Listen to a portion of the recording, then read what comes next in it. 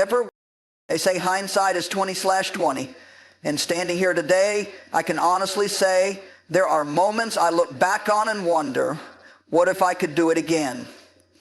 Not because I want to erase the past, but because I now understand the value of each decision, each mistake, and each lesson that followed.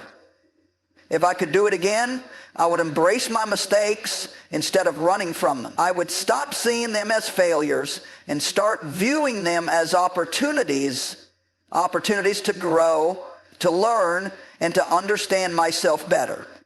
There's something powerful about making a mistake and still choosing to stand tall, to move forward, and to say, this is not the end of my story. Growing up, I often thought mistakes were something to fear. I associated them with shame, embarrassment, and sometimes even punishment. I believed that success meant getting everything right the first time, and that if I messed up, it was a sign that I wasn't good enough. That mindset created a kind of invisible cage, a place where I played it safe, stayed quiet, and avoided risks just to make sure I wouldn't stumble. But looking back now, I realize how much that held me back. If I could do it again, I'd give myself permission to fall, because I now understand that falling isn't failing, it's part of becoming. Mistakes are the greatest teachers we'll ever have. They reveal our blind spots, show us where we need to improve, and teach us lessons that success often hides. Think about it. When everything is going perfectly, we rarely stop to reflect or reassess. But the moment something goes wrong, we're forced to pause. We ask questions. Some of the most valuable things I've learned didn't come from winning. They came from losing, from messing up, and from being humbled by life's tough moments. If I could do it again, I wouldn't beat myself up over every little error. I'd replace self-criticism with curiosity. Instead of asking, why did I mess that up? I'd ask, what can I take away from this? That simple shift in perspective changes everything. It turns what feels like a defeat into a stepping stone. It transforms regret into resilience. And perhaps, most importantly, it teaches us how to handle life's inevitable ups and downs with grace. It's also important to recognize that mistakes don't define us, they refine us. They don't make us less, they shape us into more. I used to think that making a mistake meant I was failing at being the person I was supposed to be. But now I see that each misstep added a layer to my strength, my understanding, and my character. The truth is, we all make mistakes. No one is exempt. What matters most is how we respond. Do we hide? Do we give up? Or do we face it, learn from it, and grow? If I could go back, I'd be more honest about my mistakes too. I wouldn't pretend to be perfect or hide my struggles. I'd let others see that I'm human, that I'm learning just like they are. Because when we share our mistakes, we create space for connection. We remind each other that none of us have it all figured out. And that's okay. In fact, it's beautiful, it's real. Another thing I've learned is that some mistakes are necessary. Sometimes you can only discover what you truly want by first choosing something that doesn't fit.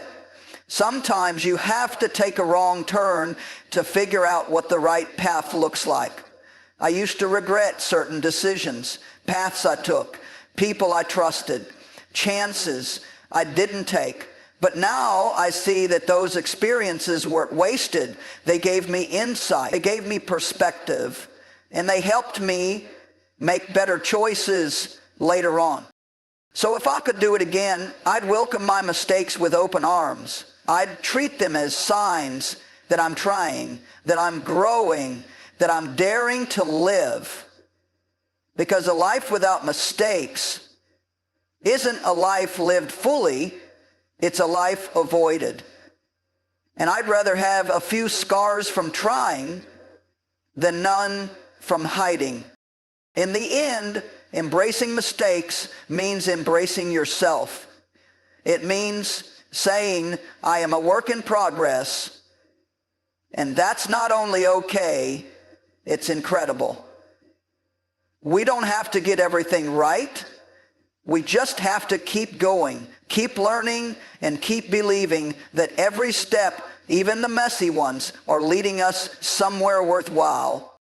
If I could do it again, I wouldn't wish to be perfect. I'd wish to be open to the process, to the lessons, and to the beautifully imperfect journey of becoming who I'm meant to be.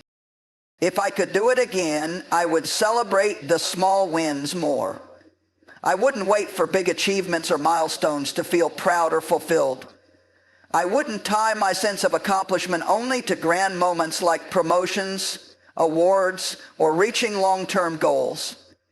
I would recognize and appreciate the little steps, the everyday progress, and the quiet victories that too often go unnoticed. Because those small wins, those tiny, almost invisible moments, are what truly shape a life. They are what build confidence, foster motivation, and sustain the journey when the road feels long. Too often I brushed off small accomplishments as insignificant. I'd finish a task I had been dreading, but instead of acknowledging it, I'd immediately move on to the next item on my list. I'd have a difficult conversation, push through a bad day, or make a healthy choice, and instead of pausing to give myself credit, I'd think it's not a big deal. But it was a big deal. Those small acts of perseverance were evidence of growth, courage, and resilience. If I could go back, I'd pause more often. I'd take a moment to say, that was hard, and I did it anyway. Celebrating small wins doesn't mean becoming complacent. It means staying connected to the journey. Big goals can feel overwhelming and far away. They can create pressure and even fear, especially when progress seems slow. But small wins remind us that we're moving forward. They break the process into manageable pieces and help us build momentum. If I could do it again, I'd stop measuring progress only in leaps. I'd start noticing the inches, the steps, the shifts that slowly but surely carry us closer to where we want to go. There's a joy in small wins that we often overlook. We're conditioned to think happiness comes later, after the goal is reached, the box is checked, the reward is earned. But joy is available now in the present if we let ourselves feel it. If I could do it again, I'd celebrate finishing a long day of work. I'd celebrate choosing kindness in a moment of anger. I'd celebrate waking up on time, getting through workout, making someone laugh, or simply showing up when I didn't feel like it. I'd find ways to say, this matters, you're doing well. Celebrating small wins also nurtures self-compassion. It's a way of saying to yourself, you're trying and that's enough. It shifts the focus from what's missing to what's already happening. So often, we're our own harshest critics, always pointing out what's wrong or what's lacking. But when we start recognizing small victories, we begin to rewrite that inner dialogue. We begin to see ourselves not as failing, but as progressing. If I could do it again, I'd look for reasons to be proud of myself every day, no matter how minor they seemed. I'd also encourage the people around me to do the same. I'd celebrate their little wins too, not just the job offers or graduations, but the quiet triumphs like facing a fear, setting a boundary, or getting out of bed on a hard day. I'd remind them that they don't need to do something big to be worthy of celebration. If I could go back, I'd make it a habit to cheer people on for just being human, for navigating life's everyday challenges with strength and grace. There's power in rituals of celebration, even the smallest ones. A moment of silence to acknowledge a win, a note in a journal, a call to a friend, a deep breath, a smile, a mental good job. These small acts of recognition become fuel for the future.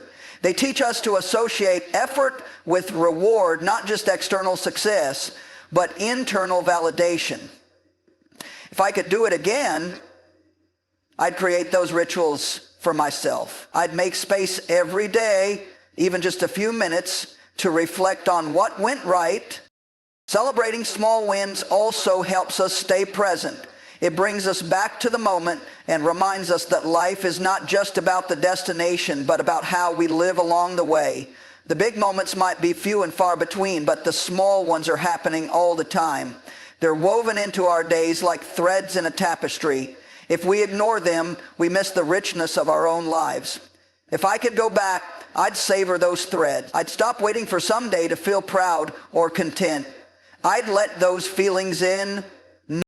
In the end, success is not just about reaching a goal. It's about becoming the kind of person who keeps going, who keeps growing, who finds meaning in the process. And the process is full of small wins if we're willing to notice them.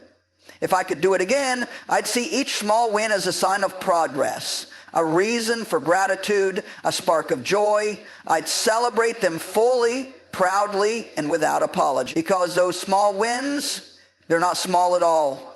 They're everything.